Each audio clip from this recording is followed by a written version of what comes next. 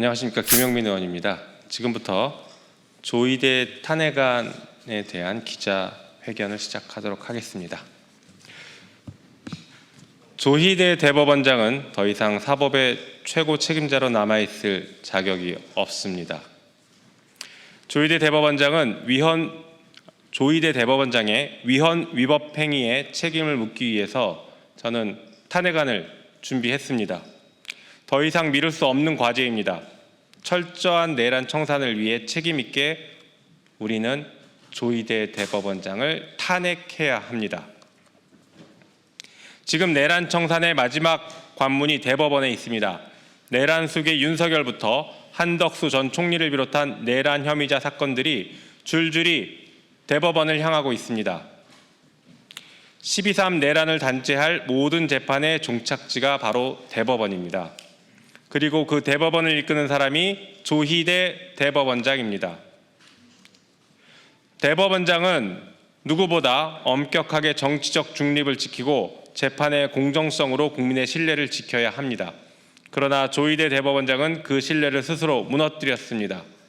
이미 사법을 정치의 도구로 삼은 전력이 있는 그에게 내란 청산의 마지막 심판을 맡길 수 없습니다.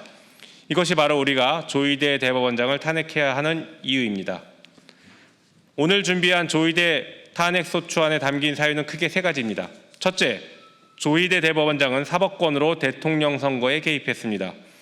지난 대통령 선거 직전 대법원은 당시 유력 야당 후보의 공직선거법 사건을 전례 없는 속도로 처리했습니다.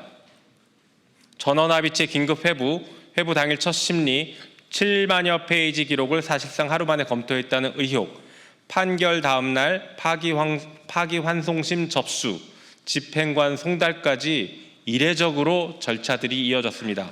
이는 유력 야당 후보의 후보 자격을 박탈해 대통령 선거에서 내란 세력에게 유리한 선거 구도를 만들고 주권자인 국민의 선택권을 가로채려고 한 중대한 국민주권 훼손 행위입니다. 나아가 사법내란 행위입니다.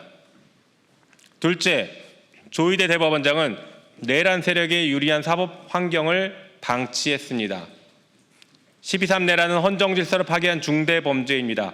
그러나 윤석열 내란 사건의 지정배당, 구속 취소 결정, 내란 혐의자들에 대한 반복적인 영장 기각 논란은 사법부의 공정성에 대한 국민적 불신을 키웠습니다. 조희대 대법원장은 사법행정의 최고 감독자로서 이를 바로잡아야 했지만 설명도, 감독도, 결단도 없었습니다. 침묵했고 방치했고 회피했습니다. 셋째, 조희대 대법원장은 국회 조사를 거부했습니다. 사법부의 대선 개입 의혹과 관련해 총 4회에 걸친 국회에 출석 요구를 받았지만 단 한 차례도 출석하지 않았습니다. 불출석 사유서가 아니라 법적 근거가 없는 불출석 의견서를 국회에 제출했고 심지어 5월과 9월에 제출한 의견서는 토시 하나 바꾸지 않은 채 그대로 제출했습니다. 이는 국회의 요구를 검토조차 하지 않은 것이며 사실상 국회의 국정조사권, 국정감사권 등을 무력화한 것입니다. 사법부의 독립은 국민의 기본권을 보호하기 위해서 존재하는 것입니다. 책임 회피의 방패가 될 수 없습니다. 조희대 대법원장의 행위는 국민주권주의, 공정한 재판을 받을 권리, 선거의 공정성, 국회의 국정조사권, 삼권 분립이라는 헌법의 핵심 가치를 정면으로 침해했습니다.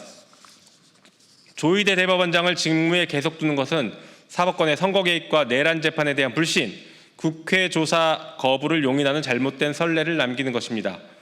탄핵으로 인한 일시적 공백보다 더 중요한 것이 바로 헌법 질서의 회복과 사법부에 대한 국민 신뢰 회복입니다. 조희대 대법원장 탄핵은 무너진 사법부를 바로 세우고 내란 청산을 완수하기 위한 일입니다. 이제 결단해야 합니다. 저는 무너진 사법 질서를 바로잡고 내란 청산을 완수하기 위해 먼저 개혁의 깃발 그리고 조희대 탄핵의 깃발을 들었습니다. 이에 이어서 전당대회 출마 후보자들에게 강력하게 요구합니다. 내란 청산과 사법정의 실현이라는 시대적 과제 앞에서 조희대 대법원장 탄핵에 대한 분명한 입장을 밝혀주시기 바랍니다.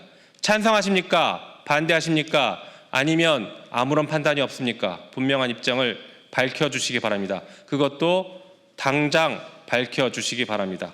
한편 당은 조의대 탄핵을 더 이상 미루지 말고 추진해야 합니다. 저 역시 철저한 내란 청산과 사법부 정화를 위해서 끝까지 책임을 다하도록 하겠습니다. 감사합니다.